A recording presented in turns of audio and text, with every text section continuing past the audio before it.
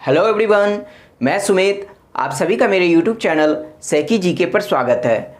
आज हम लोग खिलजी वंश को शुरू कर रहे हैं, जो दिल्ली सल्तनत पर गुलाम वंश के बाद स्थापित होने वाला दूसरा वंश था। तो चलिए टॉपिक शुरू करते हैं। 1290 ईस्वी 1290 ईस्वी में जब दिल्ली सल्तनत पर खिलजी वंश स्थापित हुआ, तब खिलजी वंश की स्थापना को खिलजी क्रांति की संज्ञा दी गई थी। अर्थात खिलजी वंश के स्थापना को खिलजी क्रांति कहा गया था। तो अब सवाल यह उठता है कि आखिर क्यों दिल्ली सल्तनत पर खिलजी वंश के स्थापना को खिलजी क्रांति कहा गया। तो हो सकता है कि आप में से कुछ स्टूडेंट यह सोच रहे होंगे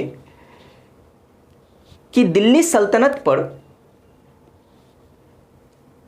राजवंशों का परिवर्तन हुआ था, यानी खिलजी गुलाम वंश के बाद खिलजी वंश स्थापित होने से दिल्ली सल्तनत पर राजवंशों का परिवर्तन हुआ, इस वजह से खिलजी वंश को खिलजी क्रांति कहा गया।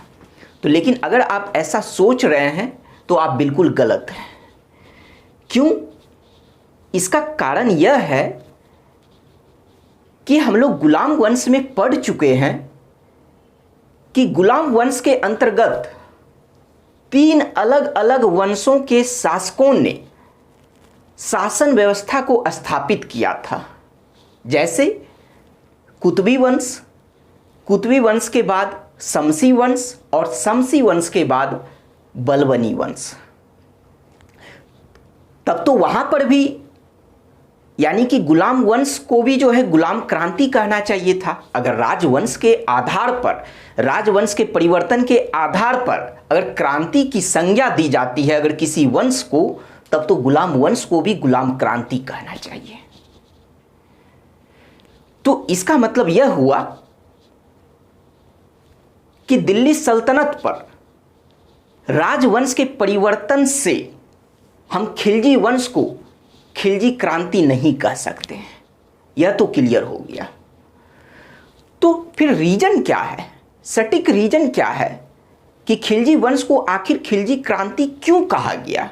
तो चलिए इसके रीजन को जानते हैं कि 1290 ईस्वी में यह बात सत्य है कि 1290 ईस्वी में दिल्ली सल्तनत पर गुलाम वंश के बाद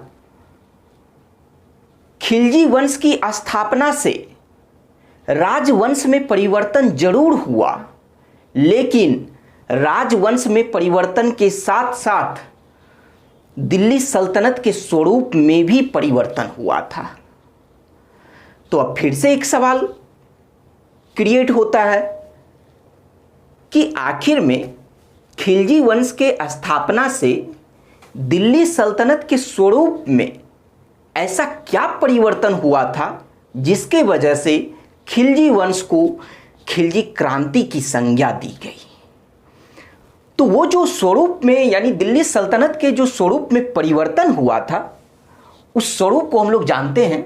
वह 3 स्वरूप थे, यानी दिल्ली सल्तनत के स्वरूप में 3 तरह का परिवर्तन हुआ था। वह कौन कौन सा? एक था धर्म और राजनीति को अलग करना, दूसरा था वंशवाद की उपेक्षा करना, और तीसरा था सुदूर दक्षिण तक विस्तार। तो चलिए इस पॉइंट को हम लोग समझते हैं कि दिल्ली सल्तनत पर जब खिलजी वंश स्थापित हुआ, तब खिलजी वंश के शासकों ने पहली बार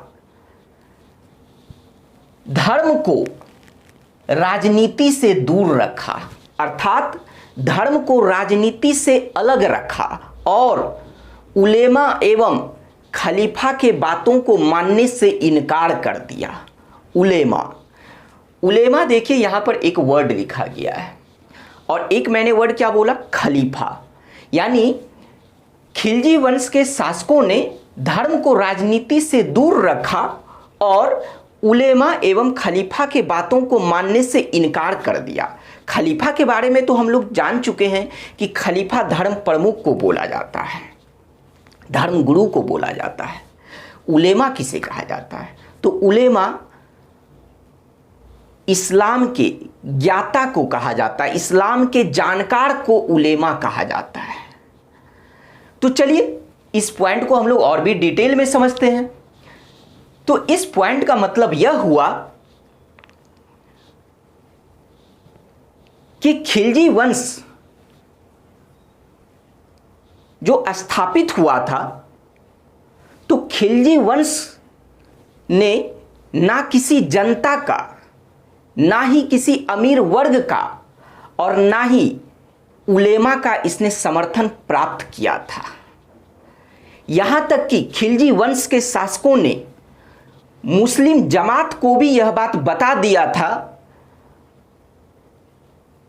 कि धार्मिक सहायता के बिना राज्य ना केवल जीवित रह सकता है बल्कि सफलतापूर्वक कार्य भी कर सकता है। तो इसी आधार पर कहा गया है कि खिलजी वंश के शासक ऐसे पहले शासक हुए, या खिलजी वंश ऐसा पहला वंश हुआ जो धर्म को राजनीति से दूर रखा था। अब बात करते हैं सेकंड पॉइंट की, वंशवाद की उपेक्षा। वंशवाद की उपेक्षा का मतलब यह हुआ कि जलालुद्दीन खिलजी, यानी खिलजी वंश के जो संस्थापक थे जलालुद्दीन खिलजी, तो जलालुद्दीन खिलजी ने जो सत्ता को प्राप्त किया था, यानी खिलजी वंश की, या फिर हम कह सकते कि दिल्ली सल्तनत की जो गद्दी पर बैठा था, तो वह वंशाधिकार के द्वारा वह नहीं प्राप्त किया था इस सत्ता को, ना ही उसने किसी उलेमा या फिर खलीफा के द्वारा भी उसे सत्ता नहीं मिला था। यहां तक कि वह उच्च जाति के आधार पर भी अपनी सत्ता को स्थापित नहीं किया था। इस वंश के शासकों का कहना यह था, या इस वंश का मानना यह था कि निम्न कुल के व्यक्ति भी अपनी योग्यता के दम पर गद्दी को प्राप्त कर सकता है। और जलालुद्दीन खिलजी ने जो गद्दी को प्राप्त किया था वह सैन्य शक्ति के दम पर प्राप्त किया था, और उसने जब गद्दी को प्राप्त किया तो अपने आप को उसने उच्च वंश के साथ भी नहीं जोड़ा था। जबकि हम बलबन के बारे में पढ़ चुके कि बलबन भी एक निम्न कुल का था, बलबन एक गुलाम था, लेकिन जब वह गद्दी पर बैठा तब उसने अपने आप को श्रेष्ठ दिखाने के लिए काल्पनिक वंश के साथ अपने आप को जोड़ा, जैसे उसने अपने आप को बताया था अफरासियाब का वंशज। लेकिन खिलजी वंश के शासकों ने ऐसा नहीं किया। तो इसलिए इन लोगों ने जो सत्ता को स्थापित किया था वह शक्ति के दम पर किया था, और जब शासक ये लोग बने भी तो इन लोगों ने अपने आप को उच्च वंश के साथ नहीं जोड़ा था, अर्थात वंशवाद की इसने उपेक्षा किया था। अब थर्ड पॉइंट को अगर हम समझें तो खिलजी वंश ऐसा पहला वंश था, खिलजी वंश के शासक दिल्ली सल्तनत पर ऐसे पहले शासक हुए जिसने अपने साम्राज्य का विस्तार भारत में सुदूर दक्षिण तक किया, और इन सभी में जो सबसे महत्वपूर्ण भूमिका निभाया था वह था अलाउद्दीन खिलजी। तो यही वह तीन स्वरूप था जो दिल्ली सल्तनत में चेंज हुआ था, और इसी वजह से इसी तीन स्वरूप के बदलने के वजह से खिलजी वंश की स्थापना को खिलजी क्रांति कहा गया था। तो चलिए इस बात को तो हम लोग समझ गए कि खिलजी वंश को खिलजी क्रांति क्यों कहा गया था, उसकी स्थापना को खिलजी क्रांति क्यों कहा गया था। अब बात करते हैं हम लोग इसके शासक के बारे में, यानी खिलजी वंश के बारे में हम लोग बात करते हैं। तो सबसे पहले बात करते हैं जलालुद्दीन खिलजी। 1290 से लेकर 1296 तक इसने शासन किया था। जलालुद्दीन खिलजी जो खिलजी वंश का संस्थापक था, लेकिन शासक बनने से पहले हम लोग इनके जीवन के बारे में अगर थोड़ा बात करें, शासक से पहले, तो जलालुद्दीन खिलजी जो थे वह एक योग्य सैनिक थे और गुलाम वंश के शासक बलबन के समय में उत्तर पश्चिम सीमा के मुख्य सेनापति थे। तो जब गुलाम वंश में बलबन की मृत्यु के बाद जब उनके पुत्र कैकुबाद गद्दी पर बैठे, तो कैकुबाद ने प्रशासन का पुनर्गठन किया, यानी फिर से गठन किया, और तब जाकर कैकुबाद ने जलालुद्दीन खिलजी को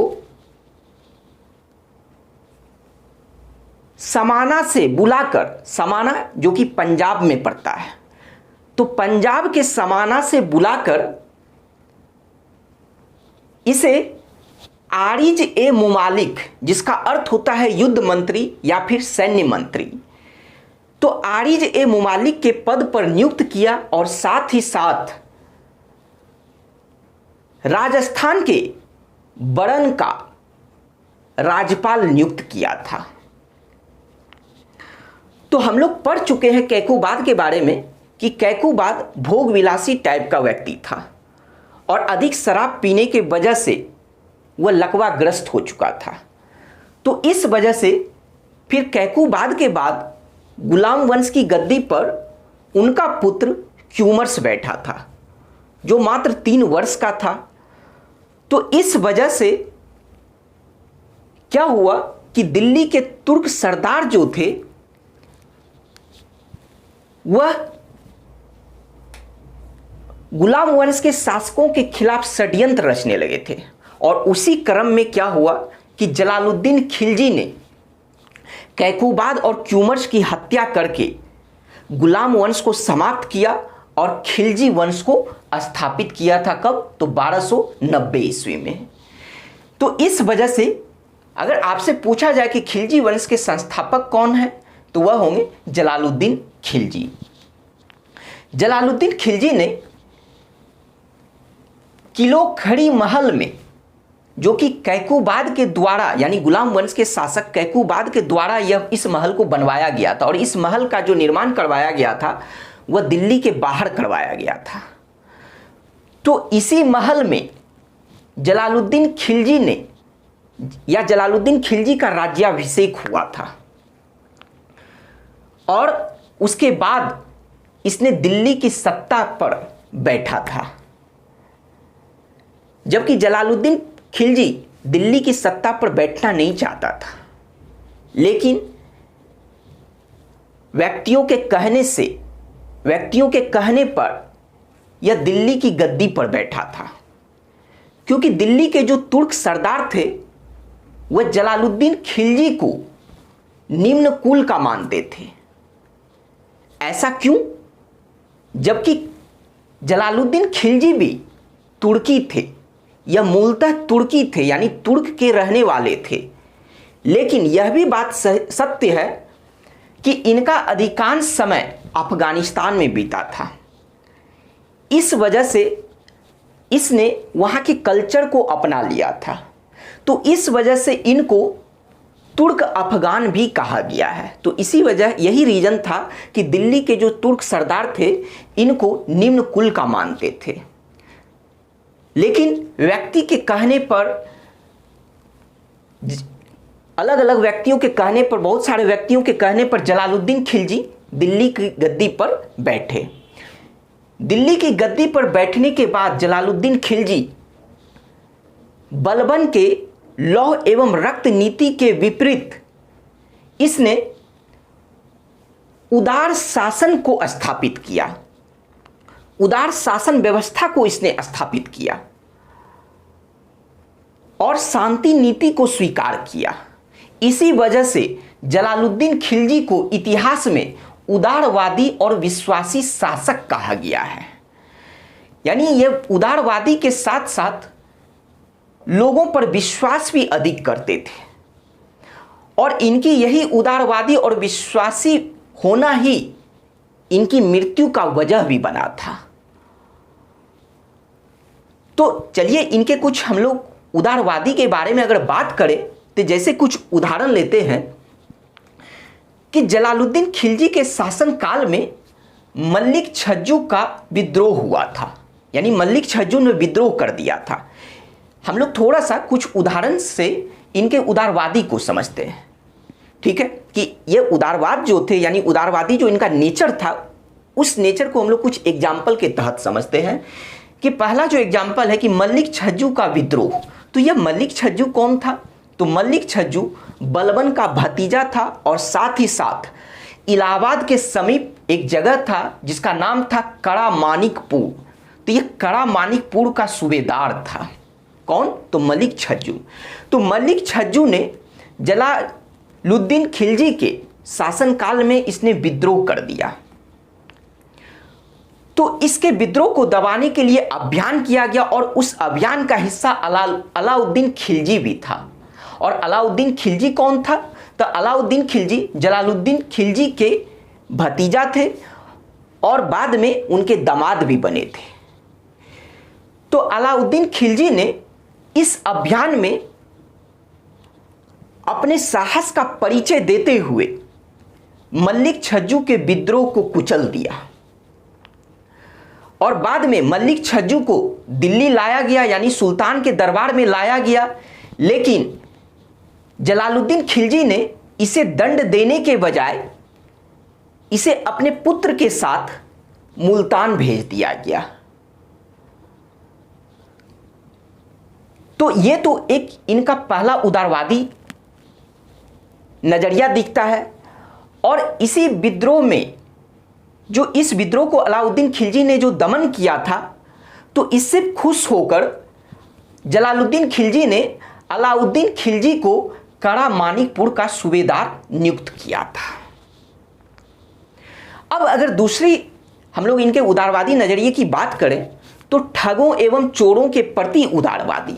ऐसा कहा जाता है कि इनके शासनकाल में दिल्ली में चोरों की संख्या बढ़ गई थी, लेकिन उनको सिर्फ एक चेतावनी देकर दिल्ली से बंगाल भेज दिया गया था, जिसके बाद बंगाल में चोरों की संख्या में काफ़ी वृद्धि हो चुकी थी। अगर तीसरे रीजन की हम लोग बात करें, तीसरा जो इनका उदारवादी नज़रिया था वह था कि सुल्तान के खिलाफ यानी जलालुद्दीन खिलजी के खिलाफ षड्यंत्र। यानी इनके जो अधिकारी जो थे उन लोगों ने ही इनके खिलाफ षड्यंत्र करना शुरू कर दिया। तो सवाल फिर यह भी उठता है कि उन लोगों ने आखिर इनके खिलाफ षड्यंत्र क्यों करने लगा? वह इसलिए क्योंकि जलालुद्दीन खिलजी का जो उदारवादी नेचर था उससे वो लोग तंग आ गए थे। क्यों तंग आए थे? इसलिए क्योंकि इनके उदारवादी नजरिए के वजह से दिल्ली सल्तनत पर सुल्तान पद का जो प्रतिष्ठा था उसमें कमी आने लगी थी और इनके जो अधिकारी लोग जो थे तो वह बलबन की मृत्यु के बाद उनके कमजोर उत्तराधिकारियों के शासनकाल में जो सुल्तान पद की प्रतिष्ठा कमजोर हुई थी, तो ये लोग इनके अधिकारी लोग उसे मजबूत करना चाहते थे। उन लोगों का मानना था कि सुल्तान पद की प्रतिष्ठा फिर से स्थापित की जाए। तो इस वजह से वो लोग इनके खिलाफ षड्यंत्र करने लगे इन्हें गद्दी से हटाने के लिए। तो उस षड्यंत्र का इन्हें पता चला, लेकिन दरबार में एक नॉर्मल सी चेतावनी देकर उन लोगों को छोड़ दिया गया। तो ये तो था इनका उदारवादी नजरिया का उदाहरण, जिस वजह से इतिहास में इन्हें उदारवादी और विश्वासी शासक कहा गया है। अब बात करें कि इनके शासनकाल के सैन्य अभियान की, तो सैन्य अभियान की अगर बात किया जाए तो पहला है मंगोल आक्रमण। 1292 ईस्वी में मंगोलों का आक्रमण हुआ था। तो यह जो मंगोल का जो आक्रमण हुआ था यह अब्दुल्ला के नेतृत्व में हुआ था। मंगोल नेता अब्दुल्ला के नेतृत्व में हुआ था। यह अब्दुल्ला कौन थे? तो चंगेज खां के पोता हलाकू और हलाकू के पोता यह अब्दुल्ला थे, अर्थात चंगेज खां के पोता थे। कौन? अब्दुल्ला। तो अब्दुल्ला के नेतृत्व में मंगोलों ने आक्रमण किया था, जिसका जलालुद्दीन खिलजी ने सामना किया और भारी संघर्ष के बाद जलालुद्दीन खिलजी ने अब्दुल्ला को पराजित कर दिया। संधि हुई और उस संधि के बाद अब्दुल्ला मतलब मंगोल वापस जाने के लिए मान गया। लेकिन इसी अभियान में चंगेज खां के एक और वंशज जिनका नाम था उलगू, तो उलगू ने तो इसी अभियान में उलगू भी आया था। तो लेकिन क्या हुआ कि अब्दुल्ला तो लौट गया भारत से, लेकिन उलगू ने अपने 4000 मंगोल समर्थकों के साथ दिल्ली में ही बस गया। उलगू अपने 4000 मंगोल समर्थकों के साथ, अपने मंगोल सैनिकों के साथ, इन लोगों ने इस्लाम धर्म को स्वीकार कर लिया। और जब इन लोगों ने इस्लाम धर्म को स्वीकार किया, तब जाकर भारत में इन्हीं लोगों को, ये जो उलगू अपने 4000 मंगोल समर्थक के साथ जो इसने इस्लाम को स्वीकार किया था, तो इन्हीं लोगों को भारत में नवीन मुसलमान कहा गया। और इन लोगों के रहने के लिए जलालुद्दीन खिलजी ने दिल्ली में यमुना के समीप मुगलपुर नामक शहर को बसाया था। और बाद में क्या हुआ कि जलालुद्दीन खिलजी ने अपनी पुत्री का विवाह उलगू से कर दिया था, और ये उलगू जो थे अपने 4000 समर्थक के साथ दिल्ली में ही रहने लगे थे। तो समझ में आ गया कि नवीन मुसलमान किसे कहा गया, क्यों कहा गया, क्योंकि इन लोगों ने इस्लाम को स्वीकार कर लिया था। अब बात करते हैं दूसरे सैन्य अभियान की जलालुद्दीन खिलजी के शासनकाल में। तो वह था अलाउद्दीन का भीलसा अभियान और साथ ही साथ देवगिरी का अभियान। तो यह जो भीलसा का अभियान हुआ था वह 1293 में हुआ था, और जबकि देवगिरी का जो अभियान अलाउद्दीन ने किया था वह 1296 में किया था। तो यह जो अलाउद्दीन का जो भीलसा का जो अभियान था, तो यह भीलसा कहां पड़ता है? तो यह मध्य प्रदेश में पड़ता है। तो सुल्तान से आज्ञा लेकर अलाउद्दीन खिलजी ने भीलसा का सफल अभियान किया 1293 में। लेकिन जब इसने भीलसा का अभियान किया था, तो उसी समय अलाउद्दीन खिलजी को देवगिरी के अपार संपत्ति के बारे में जानकारी प्राप्त हुआ था। और यह देवगिरी कहां पड़ता है? तो यह देवगिरी महाराष्ट्र में पड़ता है, महाराष्ट्र राज्य में पड़ता है। तो इसी अभियान के दौरान अलाउद्दीन खिलजी को देवगिरी के अपार संपत्ति के बारे में पता चला था। तो इधर क्या हुआ कि जलालुद्दीन खिलजी के उदारवादी नजरिए के वजह से इनके जो अधिकारी लोग जो थे वह भी चाहते थे कि इन्हें सुल्तान के पद से हटाया जाए। तो वो लोग भी षड्यंत्र कर रहे थे। तो उसी बीच में अलाउद्दीन खिलजी भी उसे सुल्तान के पद से हटाने के लिए यह भी षड्यंत्र रचने लगा। और इस षड्यंत्र में अलाउद्दीन खिलजी का सहयोग किसने किया था, इसका साथ किसने दिया था? तो इसके भाई, जिसका नाम था उलुग खां। उलुग खां, कंफ्यूज नहीं होना है, यहां उलगू है, जबकि अलाउद्दीन खिलजी के भाई का नाम था उलुग खां।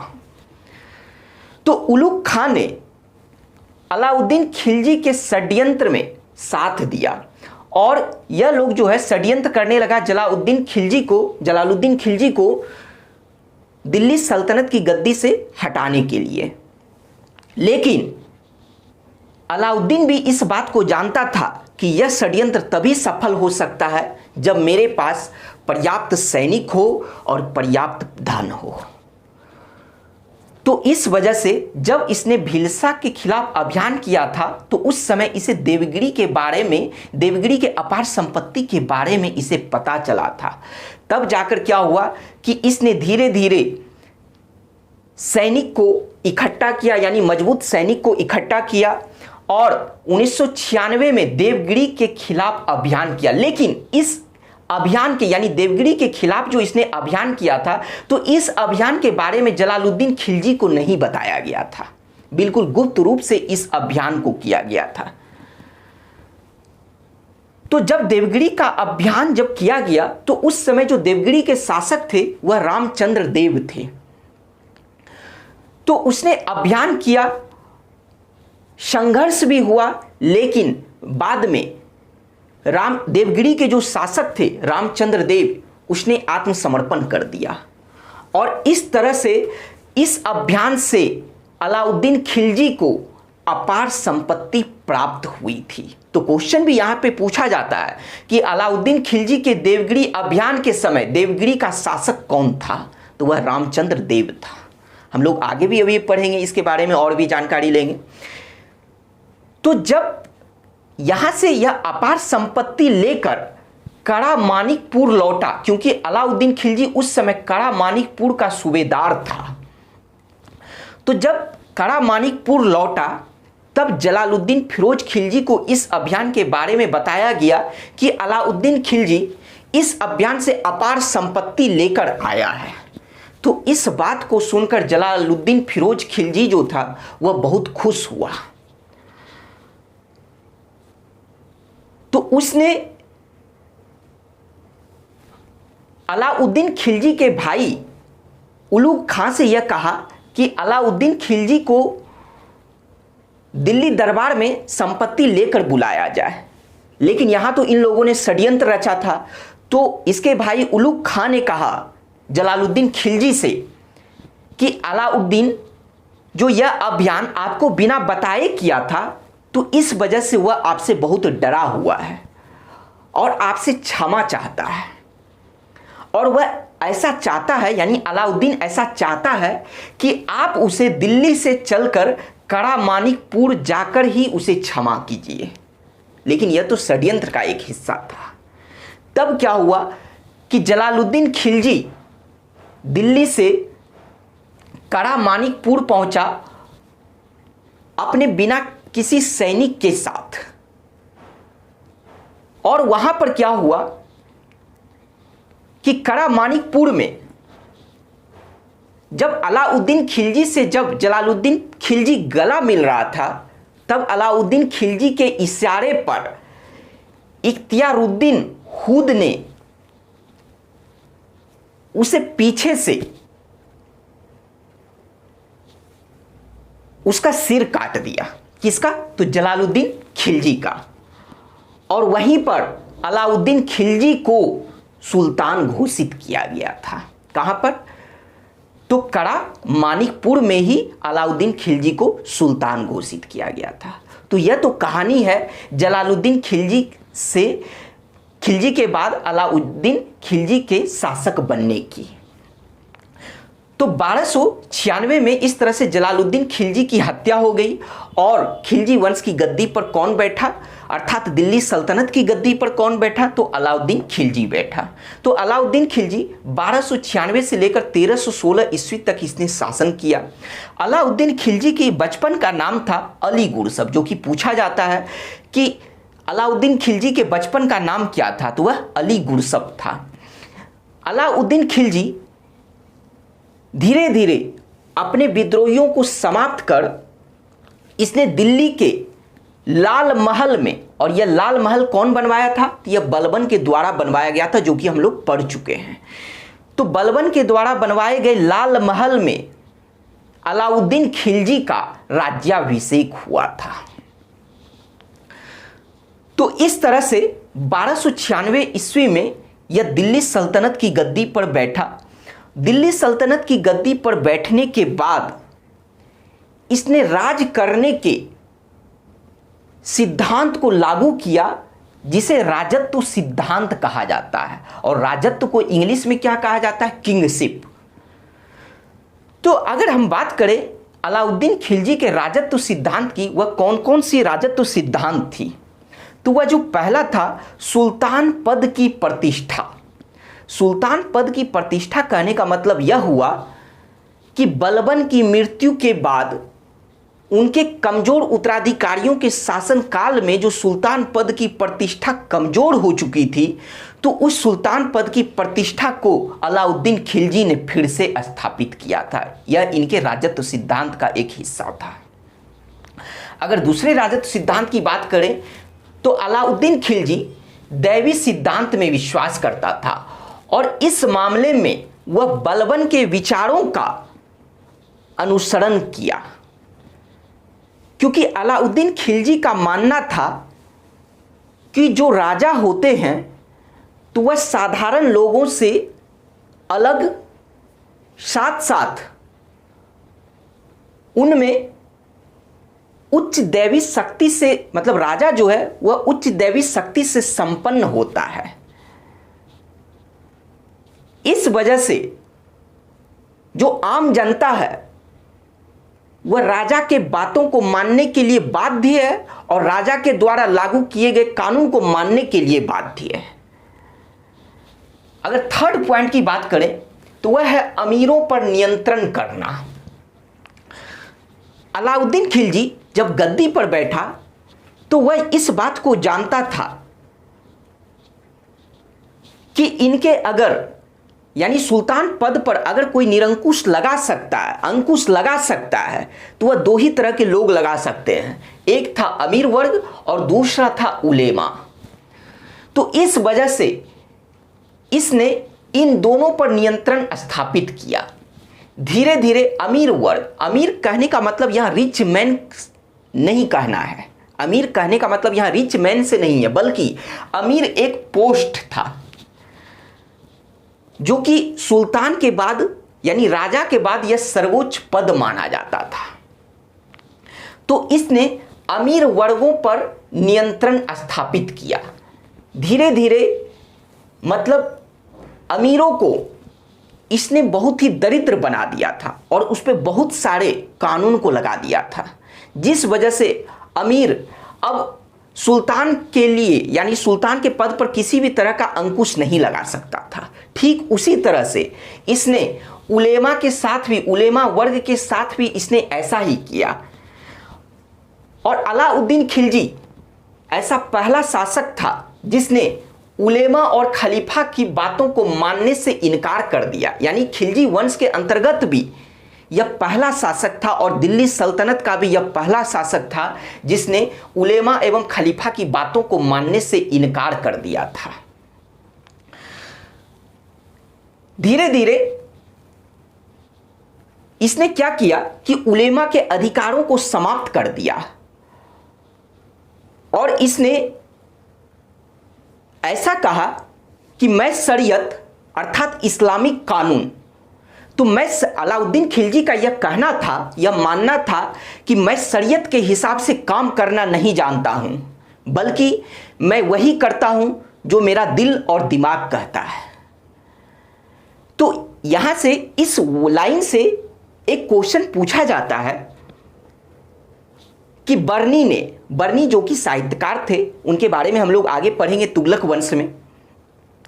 तो जियाउद्दीन बर्नी ने किस शासक के लिए ऐसा कहा? क्वेश्चन जो पूछा जाता है कि क्वेश्चन में क्या होगा, कैसे पूछा जाएगा, कि वहां पर यह लाइन दे दिया जाएगा कि मैं शरीयत के हिसाब से काम करना नहीं जानता हूं, बल्कि मेरे दिल और दिमाग में जो बात आता है मैं वही करता हूं। तो वो लाइन दे दिया जाएगा और फिर उसमें पूछा जाएगा कि जियाउद्दीन बर्नी ने यह कथन किस सुल्तान के लिए या किस शासक के लिए कहा था? तो उसका आंसर होगा अलाउद्दीन खिलजी के लिए कहा था। और अलाउद्दीन खिलजी ने इस शब्द को कहा था, इस वर्ड को, इस लाइन को कहा था।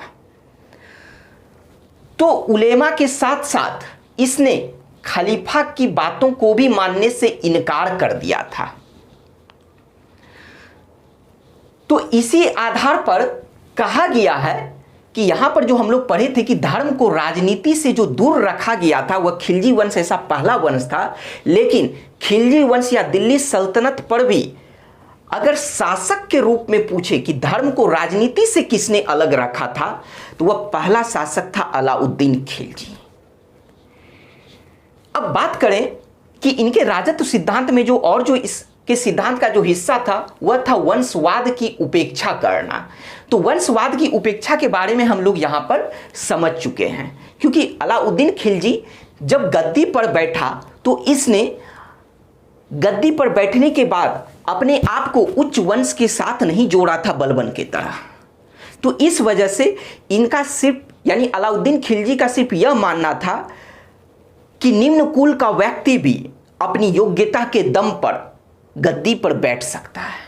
तो इस वजह से इसने वंशवाद की उपेक्षा की, जो इनके राजत्व सिद्धांत का हिस्सा था।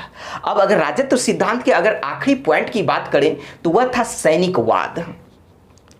सैनिकवाद यानी अलाउद्दीन खिलजी ने जो गद्दी को प्राप्त किया था वह सैनिक क्षमता के दम पर किया था, ना कि किसी और के सपोर्ट पर, ना कि अमीर वर्ग, उलेमा वर्ग, खलीफा के सपोर्ट पर इसने सत्ता को नहीं प्राप्त किया था, बल्कि सैन्य बल के आधार पर इसने सत्ता को स्थापित किया था। तो इसी वजह से अलाउद्दीन खिलजी ने अस्थाई सेना का निर्माण किया। और अस्थाई से यह सैनिकवाद में इस बात को हम लोग पढ़ रहे हैं कि सैनिकवाद का मतलब यह हुआ कि सैनिक के बारे में चर्चा किया जाएगा। तो खिलजी वंश में या फिर दिल्ली सल्तनत के अंतर्गत अस्थाई सेना का निर्माण करने वाला पहला शासक कौन बना? तो वह अलाउद्दीन खिलजी था। तो अलाउद्दीन खिलजी ने ही अस्थाई सेना का निर्माण किया था, क्योंकि वह इस बात को जानता था कि अगर मैं अस्थाई सेना का निर्माण नहीं करूंगा तो मैं अधिक दिनों तक राज नहीं कर पाऊंगा, दिल्ली सल्तनत पर राज शासन नहीं कर पाऊंगा। तो इस वजह से इसने अस्थाई सेना का निर्माण किया और उस अस्थाई सेना को इसने नगद वेतन देना शुरू किया। तो नगद वेतन यानी सेना को नगद वेतन देने वाला भी यह पहला शासक बना। अगर आपसे हर मामले में यहां पर जो भी वर्ड है, इस सभी मामले में अलाउद्दीन खिलजी पहला शासक कहलाया।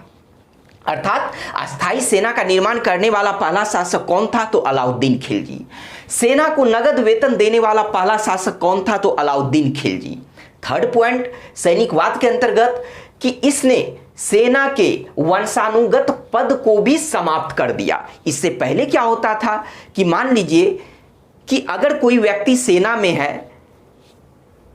तो उसके रिटायरमेंट के बाद उसका पुत्र उसके पद को ग्रहण कर लेता था, यानी वह सेना बन जाता था। लेकिन अलाउद्दीन खिलजी ने सेना के वंशानुगत पद को भी समाप्त कर दिया और उनका मानना था कि सैनिक अपनी क्षमता के दम पर ही, यानी कोई भी व्यक्ति अपनी क्षमता के दम पर ही सैनिक के पद को प्राप्त करेगा। तो सेना के वंशानुगत पद को समाप्त करने वाला भी यह पहला शासक बना। अब अगर हम आगे बात करें तो अलाउद्दीन खिलजी इस मामले में भी पहला शासक था कि उसने सेना में दाग एवं हुलिया व्यवस्था को लागू किया, और सेना के लिए दाग एवं हुलिया व्यवस्था को लागू करने वाला भी वह पहला शासक बना। अब सवाल यह उठता है कि सेना में दाग व्यवस्था या फिर हुलिया व्यवस्था क्या था? तो सबसे पहले हम लोग समझते हैं कि सेना में दाग व्यवस्था, दाग कहने का मतलब दागने की व्यवस्था, यानी एक तरह से मुहर देने की व्यवस्था, उसे ही कहा जाता दाग। मान लीजिए कि यहाँ पर मैंने इस तरह का कोई मुहर दे दिया, ठीक है, दाग दे दिया, तो यानी ये क्या हुआ? दाग व्यवस्था, ठीक है, यानी दागने की प्रथा। तो यह जो दागने की जो प्रथा थी वह घोड़ों पर किया जाता था, यानी घोड़ों को दागा जाता था। तो चलिए इसे हम लोग ऐसे समझते हैं कि अलाउद्दीन खिलजी का जो सेना था तो उसमें सबसे महत्वपूर्ण स्थान घुड़सवार सेना का था। तो अलाउद्दीन खिलजी ऐसा चाहता था कि उसके सेना में उत्तम किस्म के घोड़े को ही शामिल किया जाए। तो जो घोड़ा उत्तम किस्म का होता था उस घोड़े को दाग दिया जाता था, और इसका मतलब यह हुआ कि अगर जिस घोड़े पर दागा गया है, यानी जिस घोड़े को दागा गया वह उत्तम किस्म का है, दूर से ही पहचान हो जाती थी। तो इसका मतलब दागने की प्रथा का मतलब यह हुआ कि घोड़ों को दागा जाता था, और किस घोड़े को? तो उत्तम घोड़े को दागा जाता था, ठीक है। तो दाग व्यवस्था को हम लोग समझे। अब बात करते हैं हुलिया व्यवस्था।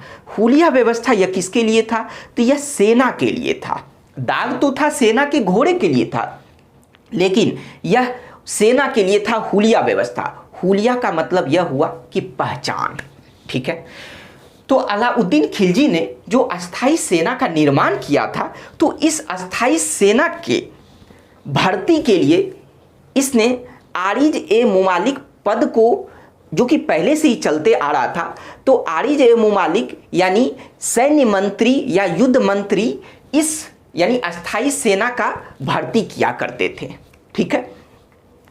तो हुलिया व्यवस्था का मतलब यह हुआ कि अर्थात सैनिक की पहचान, यानी प्रत्येक सैनिक को अपने हुलिया का, अपने पहचान का दस्तावेज उस युद्ध मंत्री यानी आरिज ए मुमालिक के दफ्तर में जमा करना होता था। ऐसा क्यों? क्योंकि इसलिए कि जब सैनिक को राज दरबार में जब बुलाया जाए तो उस समय कोई सैनिक अपने जगह पर किसी दूसरे सैनिक को ना भेज दे, इस वजह से इसने हुलिया व्यवस्था को लागू किया था। तो आपको सैनिकवाद यानी इसके राजत्व सिद्धांत के अंतर्गत जो एक हिस्सा था सैनिकवाद का, इसके अंतर्गत महत्वपूर्ण पॉइंट था और इस सभी पॉइंट को जारी करने वाला अलाउद्दीन खिलजी पहला सुल्तान बना था। ठीक है। तो यहां पर हम लोग रीजन भी समझे कि क्यों अस्थाई सेना का निर्माण किया, क्यों इसने सेना को नगद वेतन इसलिए दिया कि क्योंकि सेना को जो है मतलब अस्थाई सेना को बनाया जा सके और कोई भी सेना जो इसके खिलाफ विद्रोह ना करे, इस वजह से इसने सेना को नगद वेतन शुरू किया था। वंशानुगत पद इसने क्यों समाप्त किया? क्योंकि वंशानुगत पद से यह होता है कि अगर कोई सैनिक मतलब साहसी नहीं है फिर भी वह क्या होता था, सैनिक बन जाता था। ठीक है। तो इस वजह से इसने वंशानुगत पद को समाप्त किया और फिर सेना के दाग एवं हुलिया व्यवस्था को क्यों लागू किया, तो इस बात को भी हम लोग समझ चुके हैं। अब बात करते हैं कि इन सब के बाद अलाउद्दीन खिलजी के शासनकाल में कुछ विद्रोह हुआ था, यानी उसके शासनकाल का जो प्रारंभ का जो समय था, उसके शासन का जो प्रारंभ का जो समय था, उसमें क्या हुआ था, कुछ विद्रोह हुआ था। और उसमें से जो उस कुछ विद्रोह में से एक विद्रोह महत्वपूर्ण है, वह था नवीन मुसलमानों का विद्रोह। नवीन मुसलमान किसे कहा गया था? तो जो मंगोल नेता उलगु जो थे, जिन्होंने अपने 4000 समर्थकों के साथ इस्लाम को कबूल कर लिया था और उसे ही नवीन मुसलमान कहा गया था। तो अलाउद्दीन खिलजी के शासनकाल में इस नवीन मुसलमानों ने विद्रोह कर दिया था। तो अलाउद्दीन खिलजी को इस बात का डर था, इस बात का भय था कि यह जो नवीन मुसलमान थे, इसने भले ही इस्लाम को स्वीकार कर लिया है, लेकिन था तो यह तुर्की ही, था तो यह मंगोल ही, यानी मंगोलिया का ही रहने वाला था। तो अलाउद्दीन खिलजी को इस बात का भय था कि कहीं यह नवीन मुसलमान उस मंगोलियाई से मिलकर हमारे साम्राज्य पर, हमारे दिल्ली सल्तनत पर आक्रमण नहीं करते। तो इस वजह से अलाउद्दीन खिलजी ने इसके विद्रोह को दबाने के साथ साथ उस 4000 उलगु समेत 4000 नवीन मुसलमानों की इसने हत्या कर दी। और इसके शासनकाल में, यानी अलाउद्दीन खिलजी के शासनकाल में, यानी प्रारंभ के शासनकाल में जो भी विद्रोह हुआ, उस सभी विद्रोह को तो अलाउद्दीन खिलजी ने तो दबा दिया, लेकिन अलाउद्दीन खिलजी ने ऐसा सोचा कि कहीं यह विद्रोह फिर से दोबारा ना हो, इस वजह से इसने गृह नीति या फिर आंतरिक नीति में इसने सुधार करने के लिए 4 अध्यादेश को जारी किया, यानी 4 राजकीय अध्यादेश को जारी किया। और यह 4 अध्यादेश कौन कौन सा था? तो यह जो 4 अध्यादेश था, पहला था संपत्ति का अपहरण। संपत्ति का अपहरण, तो यह संपत्ति का अपहरण क्या है? संपत्ति का अपहरण कहने का मतलब यह हुआ कि अगर किसी भी व्यक्ति को, खास करके या जो अमीर वर्ग के जो लोग थे या उलेमा लोग जो थे, इन लोगों को उपहार स्वरूप या दान के रूप में या फिर पेंशन के रूप में जो भूमि दी गई थी दान में, उस भूमि को छीनकर खालसा भूमि में मिला लिया गया था। खालसा भूमि, खालसा भूमि एक वर्ड आया और इस बात को हम लोग यहां पर समझेंगे। खालसा, ये देखिए लिखा हुआ है खालसा भूमि। ठीक है। तो संपत्ति का अपहरण यानी 4 अध्यादेश जो इसने जारी किया था गृह नीति यानी आंतरिक नीति में सुधार करने के लिए, तो उसमें सबसे पहला था संपत्ति का अपहरण यानी संपत्ति को छीन लेना। अपहरण कहने का मतलब क्या हुआ कि संपत्ति को छीन लेना। तो इसने कौन सी संपत्ति को किससे छीना था? तो अमीर वर्ग के लोगों को, उलेमा को जो जमीन या तो उपहार के स्वरूप में या तो दान के स्वरूप में या तो पेंशन के रूप में या फिर धार्मिक कार्यों के बदले जो दिया गया जो भूमि जो था, उस भूमि को छीनकर अलाउद्दीन खिलजी ने खालसा भूमि में मिला दिया था। खालसा भूमि कहने का मतलब यह होता है कि राजकीय भूमि, अर्थात खालसा भूमि से जो भी आमदनी होगी उस 100% आमदनी का उपयोग जो होगा वह राजघराने पर होगा। ठीक है, तो इसका जो पहला अध्यादेश जो इसने जारी किया वह क्या था? संपत्ति का अपहरण। दूसरा, गुप्तचर विभाग का गठन करना। गुप्तचर विभाग का गठन यानी गुप्तचर विभाग मतलब क्या? खुफिया का गठन करना। क्यों किया? क्योंकि अलाउद्दीन खिलजी यह बात जानता था कि इसके खिलाफ अमीर वर्ग के जो लोग जो थे वह हमेशा षड्यंत्र करते रहते थे इनको गद्दी से हटाने के लिए।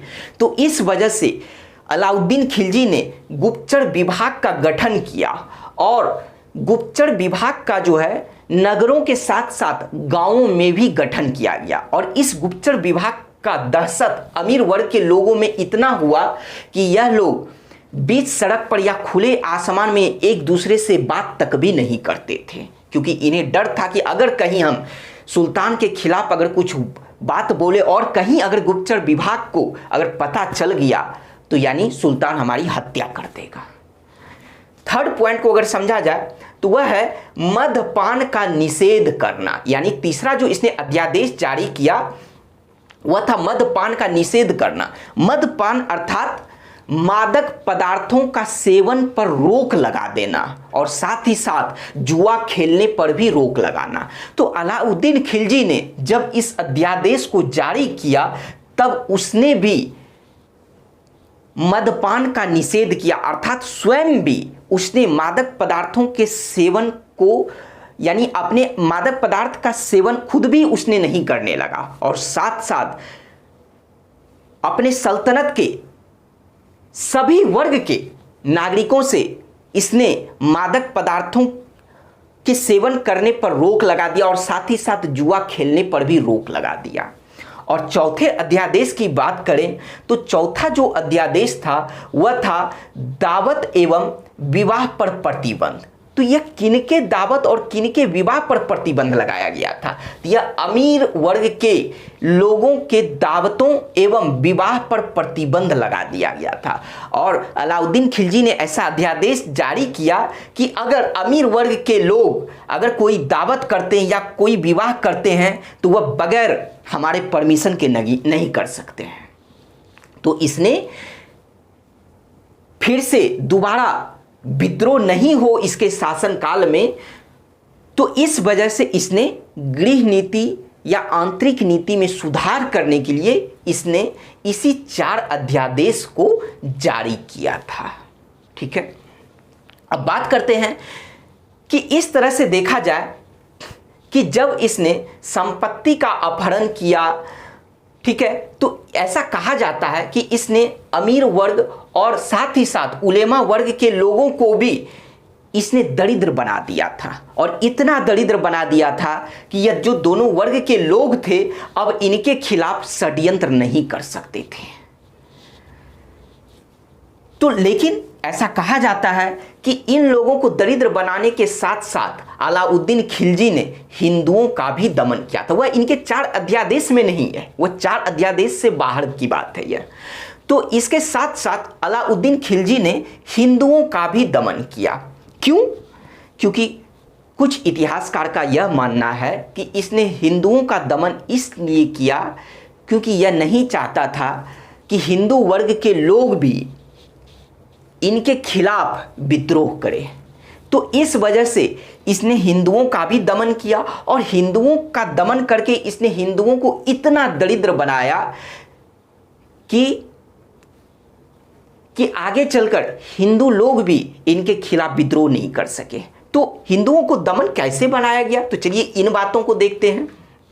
तो सबसे फर्स्ट पॉइंट है कि अलाउद्दीन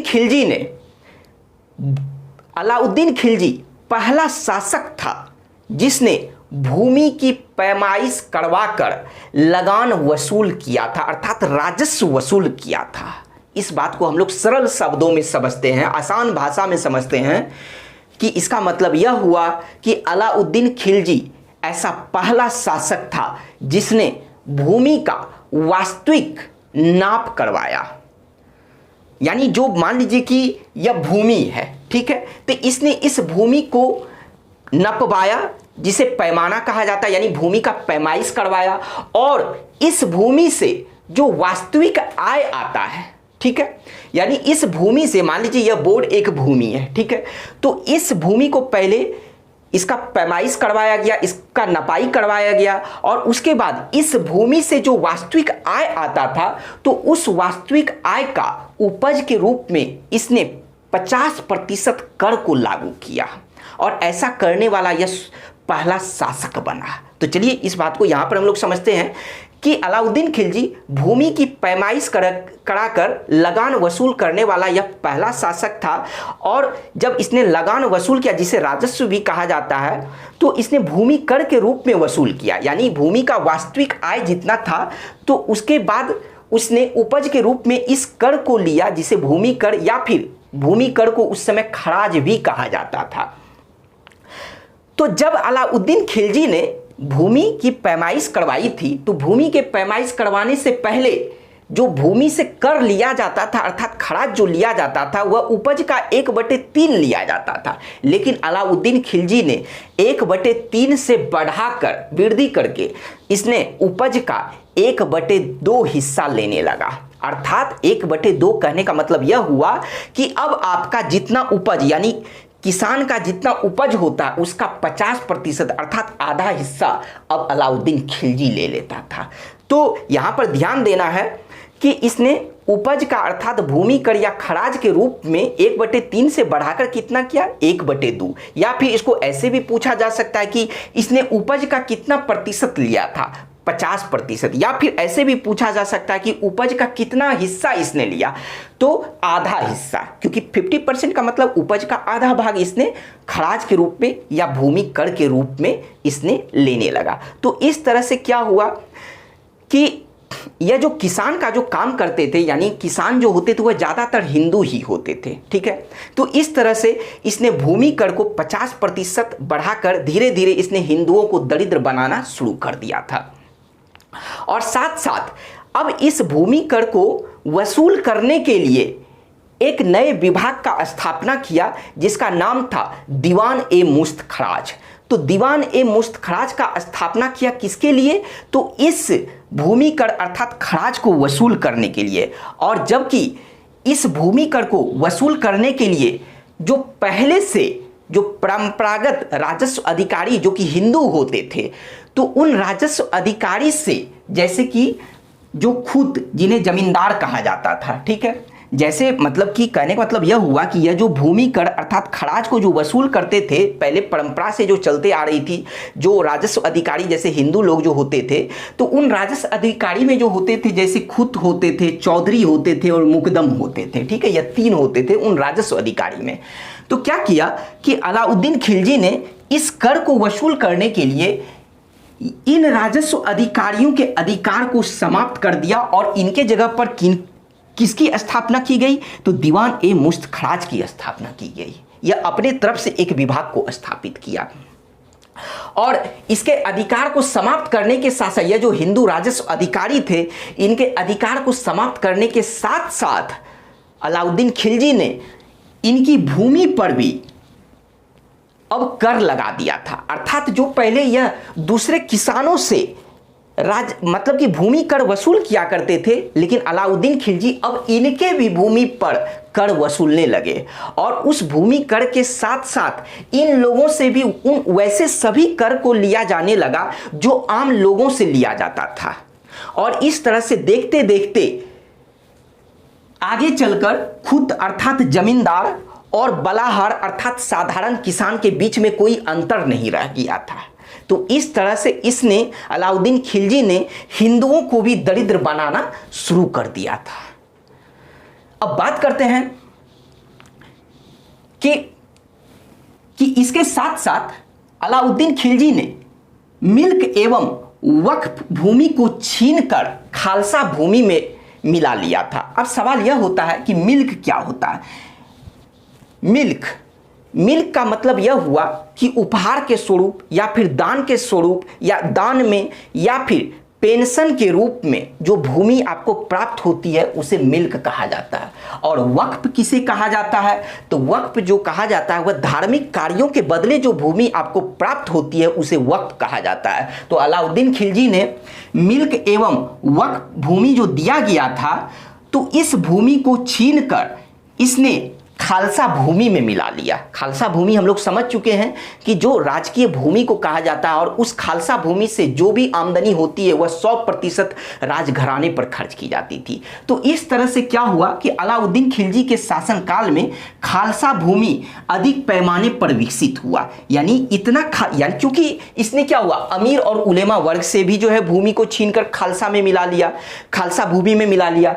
इसने हिंदुओं से भी, हिंदू राजस्व अधिकारियों से भी मतलब भूमि को छीनकर खालसा भूमि में मिला लिया। तो इसलिए ऐसा कहा जाता है कि अलाउद्दीन खिलजी के शासन काल में खालसा भूमि अधिक पैमाने पर विकसित हुआ। तो यहां से एक क्वेश्चन पूछा जाता है कि किसके शासन काल में खालसा भूमि अधिक पैमाने पर विकसित हुआ था? तो वह था अलाउद्दीन खिलजी के शासन काल में। और इसका रीजन क्या था? तो इसका रीजन यही था कि क्यों खालसा भूमि अधिक पैमाने पर इसके शासनकाल में विकसित हुआ था। इस बात को हम लोग समझ चुके हैं। अब बात करते हैं कि अलाउद्दीन खिलजी का जो प्रारंभ का जो 3 वर्ष का जो शासन रहा तो इस शासन काल में इसने अपार सफलताएं हासिल की थी। तो इसी सफलताएं से वह इतना खुश हुआ कि अलाउद्दीन खिलजी असंभव योजनाएं बनाने लगा जो कि पूरा नहीं हो सकता था। और उस असंभव योजनाएं में कौन सी योजनाएं थी कि अलाउद्दीन खिलजी सिकंदर के तरह विश्व विजय करने के लिए सोचने लगा और पैगंबर के तरह नवीन धर्म चलाने के लिए सोचने लगा। लेकिन इनके जो विश्वास पात्र मित्र थे, यानी अलाउद्दीन खिलजी के जो विश्वास पात्र मित्र थे और दिल्ली के कोतवाल भी वो थे जिनका नाम था अलाउल मुल्क। क्या नाम था? अलाउल मुल्क। लेकिन अलाउल मुल्क के तो जब अलाउद्दीन खिलजी ने पैगंबर के तरह नवीन धर्म को चलाने के लिए सोचने लगा तब उस समय उलेमा वर्ग के लोगों ने इसका विरोध किया। तब जाकर अलाउद्दीन खिलजी का जो मित्र था और साथ ही साथ दिल्ली का कोतवाल जिनका नाम था अलाउल मुल्क, तो अलाउल मुल्क के समझाने पर इसने इस विचार को त्याग दिया। अलाउल मुल्क ने अलाउद्दीन खिलजी से कहा कि देखो अलाउद्दीन, जहां तक तुम्हारा नवीन धर्म चलाने का विचार है तो यह जो नवीन धर्म चलाने का जो कार्य है वह पैगंबरों का है, यह सुल्तान का नहीं है। लेकिन अगर तुम विश्व विजय के बारे में सोच रहे हो तो यह विचार तुम्हारा सही है। अगर तुम सिकंदर के तरह विश्व विजय करने के लिए सोच रहे हो तो तुम्हारा यह विचार बिल्कुल सही है। लेकिन अलाउल मुल्क ने अलाउद्दीन से कहा कि विश्व विजय करने से पहले हिंदुस्तान के उस क्षेत्र को जीतो जो दिल्ली सल्तनत के या दिल्ली साम्राज्य का हिस्सा नहीं है। तब जाकर अलाउद्दीन खिलजी ने उनके विचारों से सहमत होकर अपने इन विचारों को त्याग दिया था। लेकिन उसके बावजूद भी अलाउद्दीन खिलजी ने इस विचार को तो भले ही त्याग दिया, लेकिन इसने उपाधि जो धारण किया था वह सिकंदर द्वितीय सानी की उपाधि धारण किया था। और इसने जो सिक्का जारी करवाया था उस सिक्के पर भी इस उपाधि को अंकित करवाया गया था। और उपाधि को धारण करने के बाद इसने फिर क्या हुआ कि भारत में ही उन क्षेत्रों के खिलाफ सैन्य अभियान किया जो क्षेत्र इनके साम्राज्य का हिस्सा नहीं थे। तो यहां से एक क्वेश्चन पूछा जाता है कि ऐसा कौन सा शासक था जो नवीन धर्म चलाने के लिए सोचता था? तो वह होगा अलाउद्दीन खिलजी। किसके कहने पर इसने इस विचार को त्याग दिया? अलाउल मुल्क के कहने पर, जो दिल्ली के कोतवाल थे। विश्व विजय को यानी विश्व को विजय करने के लिए किस सुल्तान ने सोचा था? किस दिल्ली सल्तनत के सुल्तान ने सोचा था? तो वह अलाउद्दीन खिलजी ने सोचा था। सिकंदर द्वितीय सानी, या फिर कभी कभी क्वेश्चन में दिया जाता है कि सिकंदर सानी, कि सिकंदर सानी की उपाधि किसने धारण किया था? तो वह अलाउद्दीन खिलजी ने धारण किया था। तब जाकर क्या हुआ कि इनके विचारों से सहमत होकर इसने अपने विचार को त्याग दिया और इस उपाधि को धारण करने के बाद इसने सैन्य अभियान किया। अब अगर इसके सैन्य अभियान की बात करें तो इसने जो अपना पहला सैन्य अभियान जो किया था वह गुजरात के खिलाफ किया था।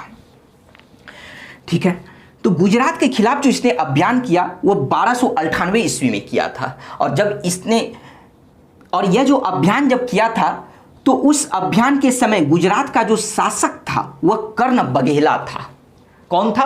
कर्ण बघेला। और यह जो अभियान किया था वह अलाउद्दीन खिलजी के नेतृत्व में, यानी वह खुद के नेतृत्व नहीं किया था, बल्कि यह अभियान जो किया गया था वह नुसरत खां के नेतृत्व में किया गया था। किसके नेतृत्व में? तो नुसरत खां के नेतृत्व में। लेकिन उस समय गुजरात का शासक कौन था? तो कर्ण बघेला था। और इसी अभियान के दौरान जब यह अभियान किया तो कर्ण बघेला यहां से मतलब संघर्ष तो शुरू में किया, लेकिन बाद में क्या हुआ कि कर्ण बघेला भाग गया था। इस तरह से गुजरात पर खिलजी वंश का अधिकार हो गया, अलाउद्दीन का अधिकार हुआ।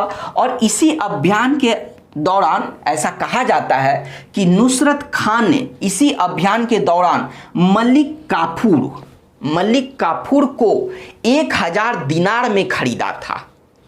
तो 1000 दिनार में खरीदने के वजह से ही मलिक काफूर को 1000 दिनारी भी कहा जाता है। तो क्वेश्चन पूछा जाता है कि 1000 दिनारी किसे कहा जाता है? तो 1000 दिनारी मलिक काफूर को कहा जाता है। यह भी पूछा जाता है कि इसे किस अभियान में खरीदा गया था? तो इसे गुजरात के अभियान में खरीदा गया था। किसने खरीदा था? तो नुसरत खां ने खरीदा था। कितने में खरीदा था? तो 1000 दिनार में खरीदा था। इस वजह से इसे 1000 दिनारी कहा गया था। और खरीदकर इसे अलाउद्दीन खिलजी के पास भेज दिया गया। किसे? मलिक काफूर को, जो बाद में कालांतर में अलाउद्दीन खिलजी का यह विश्वास पात्र या विश्वासी व्यक्ति बना। कौन? मलिक काफूर। और आगे चलकर यह अलाउद्दीन खिलजी का यह विश्वासी सेनापति भी बना था। ठीक है, तो अब रही बात कि जैसे यहां पर जो भी अभियान, जैसे गुजरात का अभियान, रणथंबोर का अभियान, मेवाड़ का अभियान, मारवाड़, जालौर का अभियान, तो यहां पर आपसे क्वेश्चन जो पूछा जाता है वह बहुत सारे बार आईएएस पीसीएस में यह पूछा जाता है। नहीं तो आप क्वेश्चन बैंक पलट करके देखिए तो आपको पता चलेगा कि यहां पर आपको याद क्या रखना है। यहां पर जो आपको याद रखना है कि अलाउद्दीन खिलजी का जो भी सैन्य अभियान हुआ था तो उस सैन्य अभियान के दौरान वहां का शासक कौन था? और यह बार पूछा जाता है।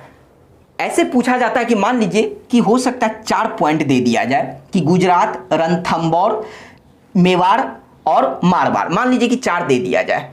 और दूसरे तब क्या होगा कि शासक को, मतलब उसके शासक को पलट कर दे दिया जाएगा, मतलब जैसे तैसे दे दिया जाएगा। और आपसे बोलेगा मिलान कीजिए कि बताइए कि गुजरात अभियान के दौरान उस समय वहां का शासक कौन था? कर्ण बघेला था, या हमीर देव था, या राणा रतन सिंह था, या फिर महलक देव था?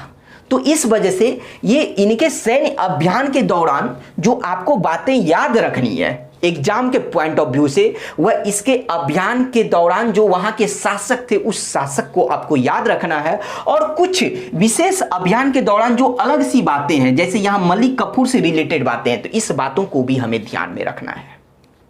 ठीक है, यानी क्वेश्चन के नजरिए को तो हम लोग समझ गए कि यानी क्वेश्चन कैसे पूछा जाता है एग्जाम में, क्योंकि क्वेश्चन के नजरिए को भी समझना जरूरी है। ठीक है, अब बात करते हैं गुजरात अभियान के बाद इसने राजपूतों के खिलाफ अभियान किया, और उस राजपूतों के खिलाफ जो अभियान किया वह अभियान था राजस्थान के खिलाफ। इसने गुजरात के बाद रणथंभौर के खिलाफ इसने अभियान किया, कब? 1301 ईस्वी में। और उस समय रणथंभौर का जो शासक कौन था? हमीर देव था। कौन था? हमीर देव था। यहां से और कोई इंपॉर्टेंट पॉइंट नहीं है, क्योंकि इस युद्ध में हमीर देव पराजित हुआ और इस तरह से रणथंभौर को भी खिलजी वंश में मिला लिया गया। ठीक है, तो यह जो सैन्य अभियान जो है इसमें से हम लोग उत्तर भारत को देख रहे हैं। ठीक है, किस अभियान को देख रहे हैं? उत्तर भारत को। और उत्तर भारत के बाद फिर हम लोग दक्षिण भारत के अभियान को देखेंगे। क्यों? क्योंकि खिलजी वंश ऐसा पहला वंश था जिसने अपने साम्राज्य का विस्तार सुदूर दक्षिण तक किया था, यानी दक्षिण भारत में भी किया था। तो इसलिए हम लोग सबसे पहले इनके सैन्य अभियान के दौरान, और इसमें से भी वह जो शासक था वह कौन था? अलाउद्दीन खिलजी था। ठीक है, यानी दक्षिण भारत में अभियान करने वाला पहला शासक अलाउद्दीन खिलजी था।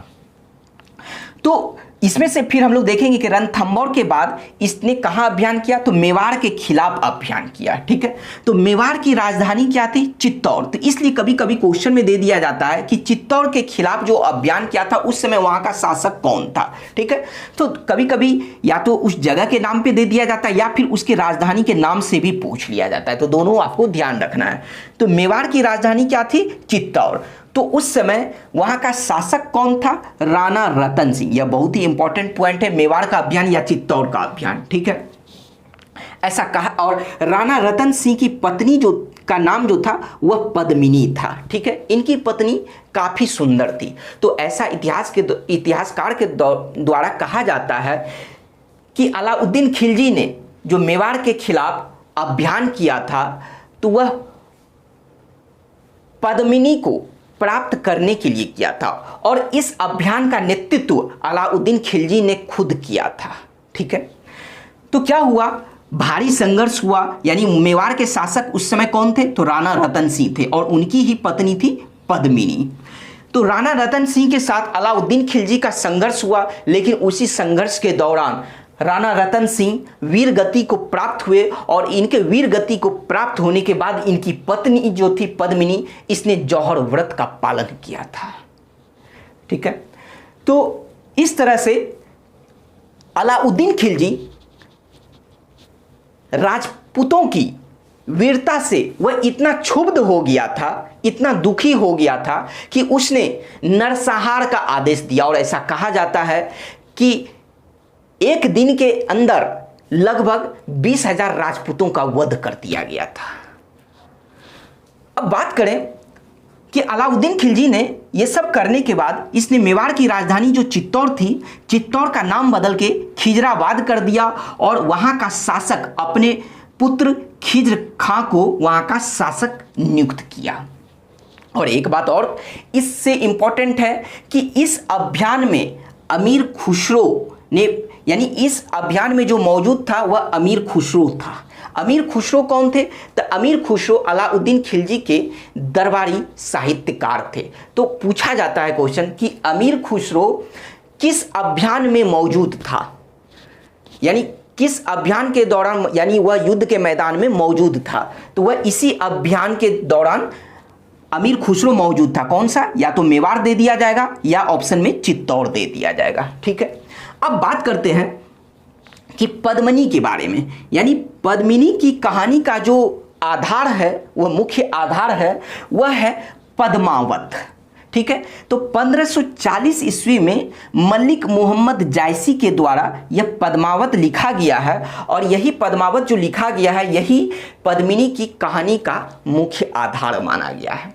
अब बात करते हैं कि मेवाड़ के अर्थात चित्तौड़ के अभियान के बाद अलाउद्दीन खिलजी ने मारवाड़ के खिलाफ अभियान किया। यहाँ से बस इंपॉर्टेंट यही है कि उस समय जब मारवाड़ के खिलाफ इसने अभियान किया था तो उस समय वहाँ के शासक कौन थे? तो महलक देव थे।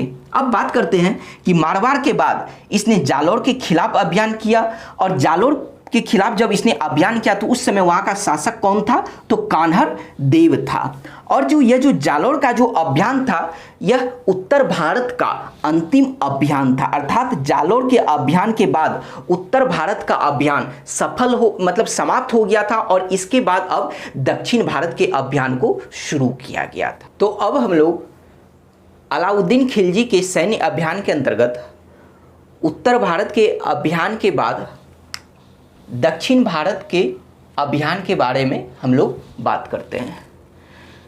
तो सबसे पहली बात कि दक्षिण भारत का अभियान करने वाला दिल्ली सल्तनत के अंतर्गत पहला शासक अलाउद्दीन खिलजी था। ठीक है, अगर आपसे यह पूछा जाता है कि पहला शासक कौन था दक्षिण भारत का अभियान करने वाला दिल्ली सल्तनत के अंतर्गत, तो वह होगा अलाउद्दीन खिलजी। अब बात करते हैं कि इस दक्षिण भारत के अभियान का जो श्रेय जो दिया जाता है वह किसे दिया जाता है? तो वह अलाउद्दीन खिलजी के जो विश्वास पात्र सेनापति थे जिनका नाम था मलिक काफूर, जिसे गुजरात अभियान से खरीदा गया था 1000 दिनार में, तो उसी को यानी मलिक काफूर को ही दक्षिण भारत के अभियान का श्रेय दिया जाता है। क्यों? क्योंकि देवगिरी से लेकर पांड्य तक जो भी दक्षिण भारत का अभियान किया गया वह सभी के सभी मलिक काफूर के नेतृत्व में किया गया था। तो चलिए, श्रेय तो हम लोग समझ गए कि श्रेय किसे देना चाहिए। अब दूसरी बात करते हैं कि दक्षिण भारत के अभियान का आखिर में अलाउद्दीन खिलजी का उद्देश्य क्या था? क्या मतलब कि शासन करना था, दक्षिण भारत के राज्यों पर सत्ता स्थापित करना था? तो जी नहीं, ऐसा बिल्कुल भी नहीं था, बल्कि सिर्फ एक ही मकसद था, वह था धन प्राप्ति करना। ठीक है, धन प्राप्ति करना दक्षिण भारत का अभियान का मुख्य उद्देश्य था। किसका? अलाउद्दीन खिलजी का। और साथ ही साथ इस क्षेत्रों को यानी इस क्षेत्र के शासकों को हराकर उनसे सालाना कर हासिल करना। ठीक है, तो अब चलिए बात करते हैं सबसे पहले दक्षिण भारत के अभियान के अंतर्गत सबसे पहला अभियान जो कि देवगिरी का अभियान।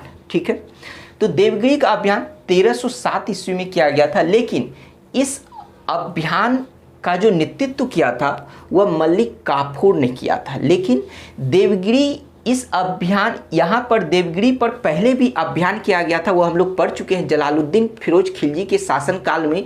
लेकिन वह अभियान किसने किया था, उस अभियान का नेतृत्व किसने किया था? तो वह अलाउद्दीन खिलजी ने किया था। और कब? 1296 ईस्वी में। और उस समय भी देवगिरी के शासक रामचंद्र देव ही थे, लेकिन 1307 ईस्वी में भी जो अभियान किया गया इस समय भी रामचंद्र देव ही इस वंश के शासक थे। लेकिन जो आपसे क्वेश्चन पूछा जाता है देवगिरी से कि वह ऐसे पूछा जाता है कि अलाउद्दीन खिलजी के समय या अलाउद्दीन खिलजी के देवगिरी अभियान के दौरान वहाँ का शासक कौन था? तो वह रामचंद्र देव था। तो अब बात करते हैं कि फिर से यानी अलाउद्दीन खिलजी ने जब 1296 में ऑलरेडी देवगिरी पर अभियान करके रामचंद्र देव को पराजित किया था और संधि की गई थी कि सालाना जो है वह कर भेजेगा। ठीक है, यानी धन को भेजेगा। तो आखिर में फिर क्या वजह था कि दूसरी बार आक्रमण करने की नौबत क्यों आई? तो इसके दो रीजन थे। एक रीजन यह था कि जब 1307 में यह अभियान किया गया तो इस समय से लेकर पिछले 3 वर्षों तक रामचंद्र देव ने किसी भी तरह का कर या धन को अलाउद्दीन खिलजी के पास नहीं भेजा था, यानी दिल्ली नहीं भेजा था। एक तो यह रीजन था। और दूसरा रीजन क्या था कि उत्तर भारत के अभियान के दौरान जो हम लोग देखे थे गुजरात का अभियान, जहाँ वहाँ का शासक कौन था? कर्ण बघेला था। तो कर्ण बघेला भागकर रामचंद्र देव के ही शरण में आया था, यानी रामचंद्र देव ने ही कर्ण बघेला को शरण दिया था। तो यही 2 रीजन था देवगिरी पर दोबारा अभियान करने का। तो मलिक काफूर के नेतृत्व में यह अभियान किया गया और अलाउद्दीन खिलजी ने कहा कि कर्ण बघेला जो कि गुजरात के शासक थे, जो इनके शरण में थे, तो कर्ण बघेला की पुत्री जिनका नाम था देवल देवी। ठीक है, तो देवल देवी को दिल्ली भेजने के लिए कहा गया। तो जब वह जा रहा था, रास्ते में ही था, तो रास्ते में ही क्या हुआ कि देवल देवी उसे मिल गई और देवल देवी को पकड़ के दिल्ली भेज दिया गया, जहाँ पर अलाउद्दीन खिलजी ने अपने बड़े पुत्र खिज्र खां का उससे शादी कर दिया, यानी विवाह कर दिया, और उसके साथ साथ कर्ण बघेला की हत्या कर दी गई। तो जब मल्लिक काफूर ने रामचंद्र देव के खिलाफ अभियान किया, तब रामचंद्र देव ने आत्मसमर्पण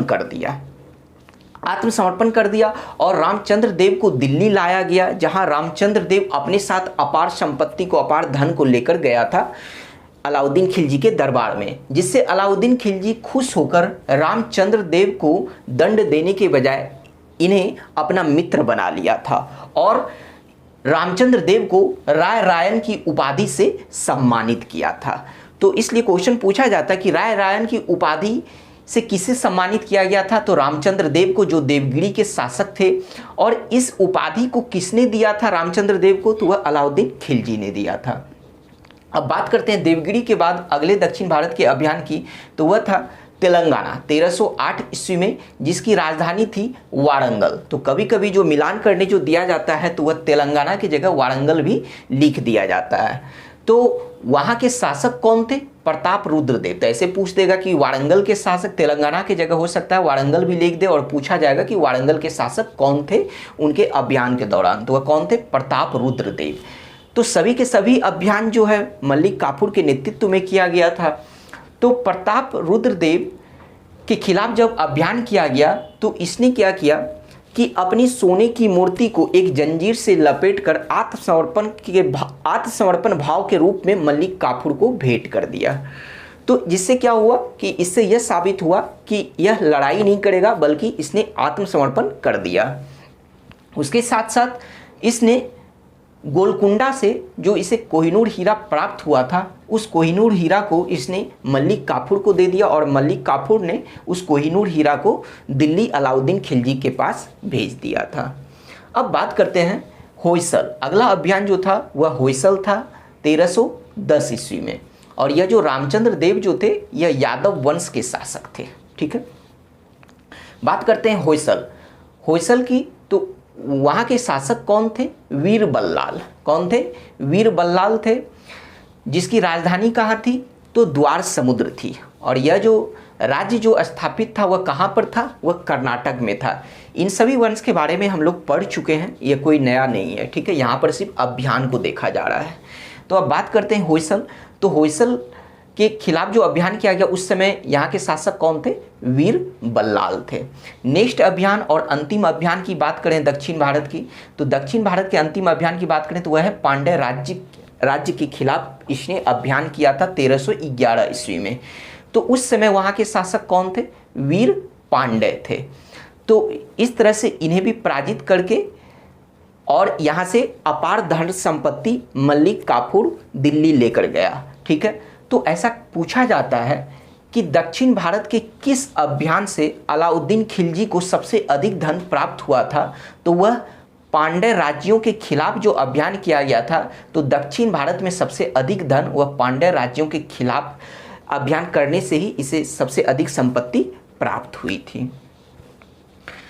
तो इस तरह से हम लोग इसके अभियान को तो देख लिए। अब कुछ इंपॉर्टेंट पॉइंट की बात की जाए तो अलाउद्दीन खिलजी बाजार नियंत्रण व्यवस्था या फिर जिसे मूल्य नियंत्रण पद्धति या मूल्य नियंत्रण व्यवस्था भी कहा जाता है, तो अलाउद्दीन खिलजी पहला शासक था जिसने बाजार नियंत्रण व्यवस्था या मूल्य नियंत्रण पद्धति को लागू किया था। अब समझते हैं हम लोग इस पॉइंट को कि यह पॉइंट क्या है। सबसे पहले तो आपको यह ध्यान देना है कि बाजार नियंत्रण व्यवस्था को किसने लागू किया था, तो वह अलाउद्दीन खिलजी ने। या फिर आपसे ऐसे भी पूछा जाएगा कि मूल्य नियंत्रण पद्धति को किसने लागू किया था, तो वह भी होगा अलाउद्दीन खिलजी। तो चलिए समझते हैं कि आखिर इस व्यवस्था को लागू क्यों किया गया था। ठीक है, जैसा कि क्या है, बाजार नियंत्रण या फिर कभी कभी क्वेश्चन में बाजार सुधार भी लिख दिया जाता है कि बाजार सुधार व्यवस्था को किसने लागू किया था, तो वो भी होगा मतलब अलाउद्दीन खिलजी।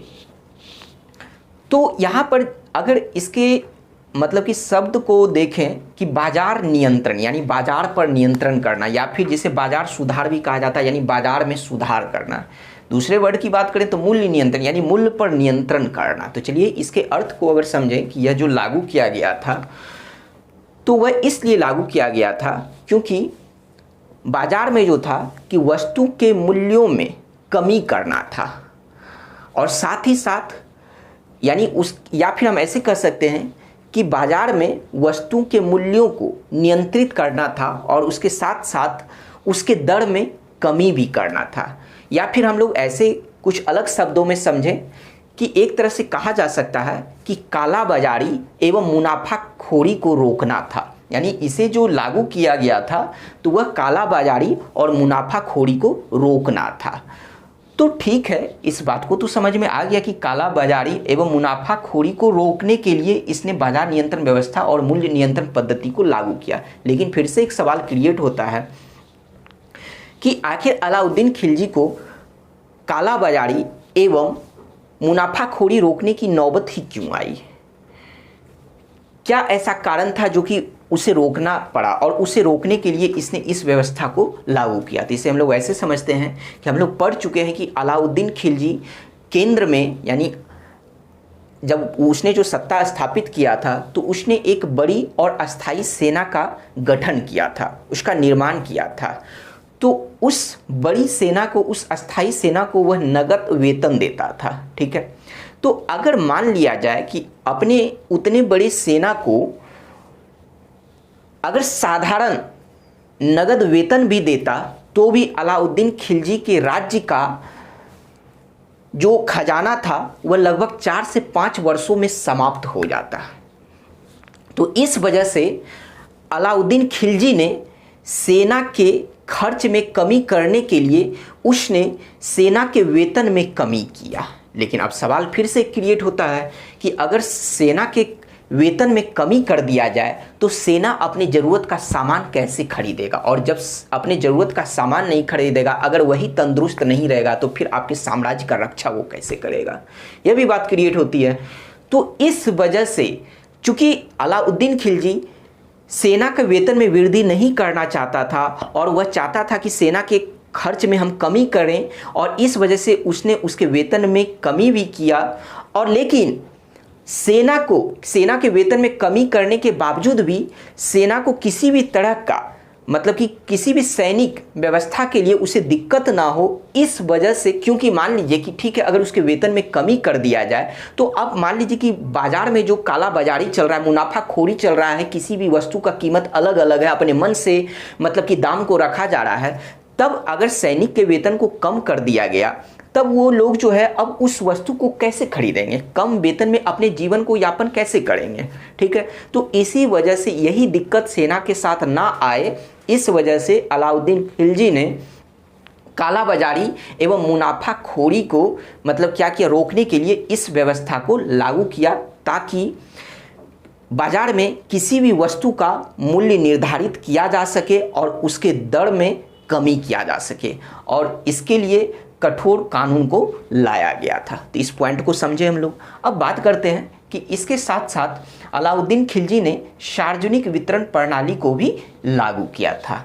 अब हम लोग बात करते हैं कि जब हम लोग देखे थे अलाउद्दीन खिलजी के अभियान के बारे में, सैन्य अभियान के बारे में, तो लेकिन इनके शासनकाल का जो एक महत्वपूर्ण घटना है वह मंगोलों का आक्रमण। ठीक है, तो मंगोलों का आक्रमण लगभग 1297 से 1306 ईस्वी तक जो है मंगोलों ने, मंगोल के जो रहने वाले थे यानी मंगोलों ने 6 बार आक्रमण किया था।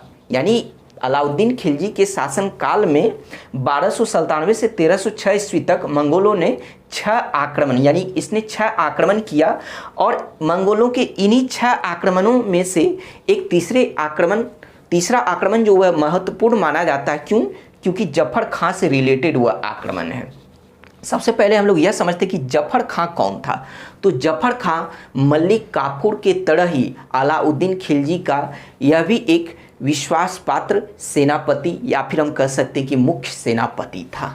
ठीक है, तो जिस तरह से मतलब कि दक्षिण भारत के लिए जो विशेष उसने जो मतलब कि प्रमुखता हासिल की थी मलिक काफूर, उसी तरह से कहा जाता है कि उत्तर भारत की ओर जो है जफर खां ने वैसा ही मतलब प्रसिद्धि प्राप्त की थी। तो जफर खां जो कि मंगोल के जो तीसरे आक्रमण जो हुआ था अलाउद्दीन खिलजी के शासनकाल में, तो उस अभियान का नेतृत्व जफर खान ने किया था, यानी अलाउद्दीन खिलजी की तरफ से। लेकिन इस अभियान में जफर खान ने डटकर सामना किया था, लेकिन उसके बावजूद भी जफर खान मारा गया था। तो इस अभियान में जफर खान ने अपने साहस का परिचय दिया। वो अलग बात है कि जफर खान की मृत्यु हुई, लेकिन जफर खान के साहस के वजह से ही मंगोलों ने अगले 3 साल तक आक्रमण नहीं कर पाया था। ठीक है, तो इसलिए यहाँ पर जो क्वेश्चन जो पूछा जाता है कि मंगोल आक्रमण में अलाउद्दीन खिलजी का कौन सा मुख्य सेनापति मारा गया था मंगोल आक्रमण के दौरान, तो वह जफर खान था। ठीक है, अब बात करते हैं हम लोग कि हम लोग यहाँ पर देख चुके हैं कि 1297 से 1306 ईस्वी तक मंगोलों ने 6 बार आक्रमण किया था। तो अर्थात 1306 में लास्ट आक्रमण था मंगोलों का इनके शासनकाल में, और मंगोलों के सभी 6 आक्रमण को अलाउद्दीन खिलजी ने ध्वस्त कर दिया, यानी उसे पराजित किया था। तो 1306 ईस्वी के बाद क्या हुआ कि इधर दिल्ली सल्तनत और उधर मंगोल, तो दिल्ली सल्तनत और मंगोलों के बीच जो सीमा निर्धारण किया गया था 1306 ईस्वी के बाद, तो वह जो सीमा निर्धारण किया गया था वह सिंधु नदी को किया गया था, यानी सिंधु नदी को सीमा मान लिया गया था दिल्ली सल्तनत और मंगोलों का। कब? तो 1306 ईस्वी के बाद। अब बात करते हैं, इसके सभी अभियान को भी हम लोग देख लिए। अब बात करते हैं कि अलाउद्दीन खिलजी कला एवं साहित्य का भी संरक्षक था। ठीक है, इसके दरबार में प्रसिद्ध साहित्यकार रहते थे, और ऐसा माना जाता है कि इनके दरबार में लगभग 46 साहित्यकार रहते थे, और उन्हीं में से एक प्रमुख थे अमीर खुसरो। अमीर खुसरो के बारे में हम लोग थोड़ा सा देख चुके हैं। वह कब? तो वह देखे थे मेवाड़ के अभियान के दौरान, कि मेवाड़ के अभियान में ही यह यानी अमीर खुसरो जो है वह अलाउद्दीन खिलजी के साथ था। तो सबसे पहली बात, अमीर खुसरो कौन थे? तो अमीर खुसरो साहित्यकार थे। अलाउद्दीन खिलजी के दरबार में यह साहित्यकार थे। इनके जन्म की बात अगर करें तो अमीर खुसरो का जो जन्म हुआ था वह उत्तर प्रदेश राज्य के एटा जिले के पटियाली गांव में हुआ था। कहां पर हुआ था? उत्तर प्रदेश राज्य के एटा जिले के पटियाली गांव में इनका जन्म हुआ था अमीर खुसरो का। अमीर खुसरो को हिंद का तोता अर्थात तूतिए हिंद, और इन्हें हुदहुद पक्षी अर्थात बुलबुल कहा जाता है। तो यह पूछा जाता है अमीर खुसरो से, यहाँ जो भी पॉइंट है वह सभी के सभी पूछा गया है एग्जाम में। तो आपको ध्यान रखना है कि हिंद का तोता या तूतिए हिंद किसे कहा गया है? तो अमीर खुसरो को। हुदहुद पक्षी या बुलबुल किसे कहा गया है? तो अमीर खुसरो को कहा गया। अब हम लोग नेक्स्ट पॉइंट की बात करें तो अमीर खुसरो साहित्यकार के साथ साथ इनका संबंध चिश्ती संप्रदाय से भी था। तो ये प्रसिद्ध चिश्ती संत, जो कि हम लोग सूफी आंदोलन के दौरान पढ़ेंगे, तो प्रसिद्ध अमीर खुसरो जो थे वह प्रसिद्ध चिश्ती संत निजामुद्दीन औलिया के शिष्य थे। तो यह क्वेश्चन पूछा भी जाता है कि यह किनके शिष्य थे? तो प्रसिद्ध चिश्ती संत निजामुद्दीन औलिया के शिष्य थे। अमीर खुसरो के बारे में ऐसा कहा जाता है कि यह अलाउद्दीन खिलजी के साथ साथ 8 सुल्तानों का कार्यकाल देखा था, यानी दिल्ली सल्तनत के अंतर्गत इसने 8 सुल्तानों का कार्यकाल देखा था। लेकिन उस कार्यकाल में सबसे अधिक किसके दरबार में यह रहा था? तो वह अलाउद्दीन खिलजी के दरबार में रहा था। यह भी बात पूछा जाता है कि अमीर खुसरो सबसे अधिक किस शासक के दरबार में रहा था सबसे अधिक समय तक? तो वह होगा अलाउद्दीन खिलजी के मतलब कि दरबार में सबसे अधिक समय तक रहा था। लेकिन दिल्ली सल्तनत के अंतर्गत कितने सुल्तानों का इसने कार्यकाल देखा था? तो वह 8 सुल्तानों का कार्यकाल इसने देखा था। अमीर खुसरो ऐसा पहला मुस्लिम विद्वान था जिसने अपने पुस्तक में हिंदी मुहावरा का प्रयोग किया था। इससे पहले किसी भी मुस्लिम विद्वान ने ऐसा नहीं किया था। तो इस वजह से अगर आपसे यह पूछे कि ऐसा पहला मुस्लिम विद्वान कौन था जिसने अपने पुस्तक में हिंदी मुहावरा का प्रयोग किया था, तो वह है अमीर खुसरो। अब बात करें अगले पॉइंट की, तो अमीर खुसरो सितार और तबला के जनक भी थे, यानी साहित्यकार के साथ साथ अमीर खुसरो आज जो हम लोग देखते हैं सितार और तबला, लेकिन इनके जनक मतलब इनका जनक किन्हें माना गया है? तो वह अमीर खुसरो को माना गया है। इनकी जो प्रसिद्ध पुस्तक थी वह प्रसिद्ध पुस्तक है तुगलकनामा, आशिका लैला मजनू, सीरी फरहाद। ठीक है, पुस्तकें तो और भी इनकी है, लेकिन जो प्रसिद्ध पुस्तक जिससे बार बार क्वेश्चन पूछा जाता है एग्जाम में, तो वह कौन कौन सा है? तुगलकनामा, आशिका, लैला मजनू, सीरी फरहाद। अब बात करें कि अमीर खुसरो ने अलाउद्दीन को क्या उपाधि दिया था, अलाउद्दीन को क्या कहकर संबोधित किया था? तो अमीर खुसरो ने अलाउद्दीन को विश्व का सुल्तान एवं जनता का चरवाहा कहकर संबोधित किया था। वह किसने किया था? तो अमीर खुसरो ने किया था। किसे किया था संबोधित? तो अलाउद्दीन खिलजी को किया था। क्या किया था? विश्व का सुल्तान एवं जनता का चरवाहा कहकर संबोधित किया था। अब बात करते हैं अलाउद्दीन खिलजी के स्थापत्य कला के बारे में। स्थापत्य कला की अगर बात किया जाए तो अलाउद्दीन खिलजी ने दिल्ली में अलाई दरवाज़ा का निर्माण करवाया था, जो कुतुब मीनार का दरवाज़ा है। ठीक है, कुतुब मीनार का जो दरवाज़ा बनाया गया था उसे ही अलाई दरवाज़ा कहा गया है, अर्थात इसका निर्माण कहाँ करवाया गया? तो दिल्ली में करवाया गया, क्योंकि कुतुब मीनार दिल्ली में ही है। तो इसका निर्माण किसने करवाया? तो अलाउद्दीन खिलजी ने करवाया। इसके साथ साथ इसने दिल्ली के समीप ही सीढ़ी किला का भी निर्माण करवाया था। क्यों करवाया था? तो यही जो 1297 से लेकर 1306 ईस्वी तक जो मंगोलों का आक्रमण हुआ था, उसमें से एक आक्रमण का नेतृत्व ताड़गी ने किया था। ठीक है, उस मंगोल का नाम क्या था? मंगोल नेतृत्वकर्ता का ताड़गी। तो उसी के आक्रमण से बचने के लिए अलाउद्दीन खिलजी ने दिल्ली के समीप सीढ़ी किला का निर्माण करवाया था। उसके साथ साथ इसने जमात खां मस्जिद का भी निर्माण करवाया था। और यह जो मस्जिद जो है यह बहुत इंपॉर्टेंट है, इसलिए क्योंकि जमात खां मस्जिद का निर्माण सबसे पहले किसने करवाया था? तो वह अलाउद्दीन खिलजी ने करवाया था। और यह जो मस्जिद जो था वह पूर्ण रूप से इस्लामिक पद्धति पर आधारित भारत का पहला मस्जिद था। इस वजह से एग्जाम के पॉइंट ऑफ व्यू से यह बहुत ही इंपॉर्टेंट है कि जमात खां मस्जिद का निर्माण किसने करवाया था? तो अलाउद्दीन खिलजी ने करवाया था। और अगर आपसे यह पूछा जाए कि भारत में पूर्ण रूप से इस्लामिक पद्धति पर आधारित पहला मस्जिद कौन सा है? तो वह होगा जमात खां मस्जिद। इसके साथ साथ अलाउद्दीन खिलजी ने 1000 सुतून का निर्माण भी करवाया था। सुतून का अर्थ होता है खंभा, अर्थात 1000 खंभा का निर्माण करवाया था। ठीक है, 1000 सुतून के महल का निर्माण। तो सुतून का मतलब होता है खंभा, तो 1000 खंभे वाले महल का निर्माण करवाया था। किसने करवाया था? तो अलाउद्दीन खिलजी ने करवाया था। तो इस तरह से इसके स्थापत्य कला के बारे में जान गए।